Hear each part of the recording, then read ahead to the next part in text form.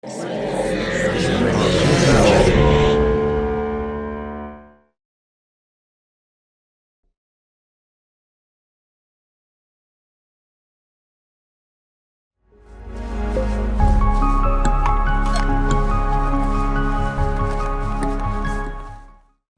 and War. Ooh, I loved the artistic vision of this piece, and it was so well communicated to all of the different levels, from the lighting, the editing, the sound, the set, the performances. Everybody was playing the same game, and it was this heightened comic book world that I loved. Very Scott Pilgrim versus the World was the vibe I was getting. Sucker Punch, and it was extremely playful and really well done. I think the humor throughout, with that kind of slapstick, cheeky nature, added that element of unexpectedness and kept me in. There's great action sequences. The pacing was spot on. The potential for love was also really fun, and it was just a fully realized concept with the different graphic screens and the gamifying of it. So congrats to the actors for playing the game and playing it really well.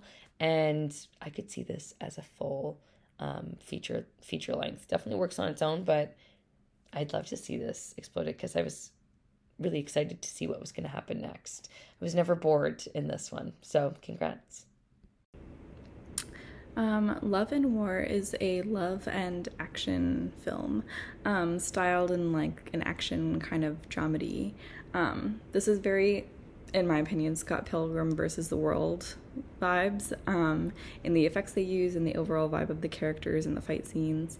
It has everything you could want: love, tension, fighting, and action, and it's very campy in a really fun way, and they have a lot of really fun colors, and like everything is turned up. And I really enjoyed watching it, and I think they did a great job keeping our attention the whole time, and making it violent and actiony, but not dark. It was definitely like light-hearted, in a good way, and over-exaggerated, but in a very purposeful way. I really liked Love and War. I really liked Love and War. I thought a clever premise, well executed. I thought it was a cool idea, drew me in. The fight scenes were really dope, really cool. I really liked her with the two painting things, with the two painting. I don't know what you call those things, but her fight scene with those and the way she fought, her fight style with those, I thought was really cool. Some really cool shots in there.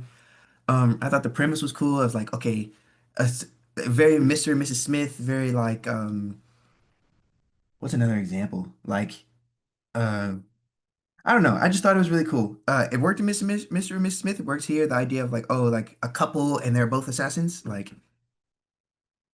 and then also like the clever writing and the clever directing. Okay, the bullet hits like in the heart, like the two bullets, and it hits like the heart, and then like the explosion and like sparks fly. Like clever, like little visual flares like that. That's great directing, I think.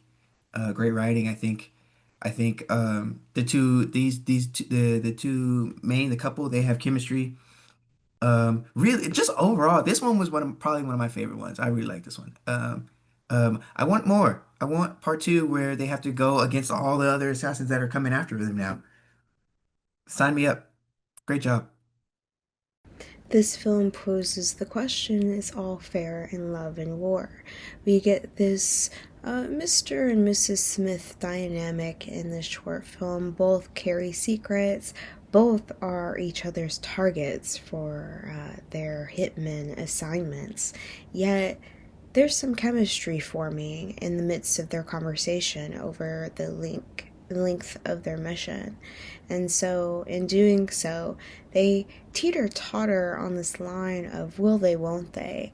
And the moment that they decide that they won't kill each other and instead engage in this play of chemistry, that's when the target just grows exponentially on their backs. Yet they still don't necessarily tell each other the truth. But now that since they've decided to make this choice to choose love instead of war, it seems like everybody the world is against them for making this choice. Yet they seem to have the skills to be able to take care of themselves. But will they be honest with each other and be able to come together and take, them against the world rather than being a standalone and having a target on your back?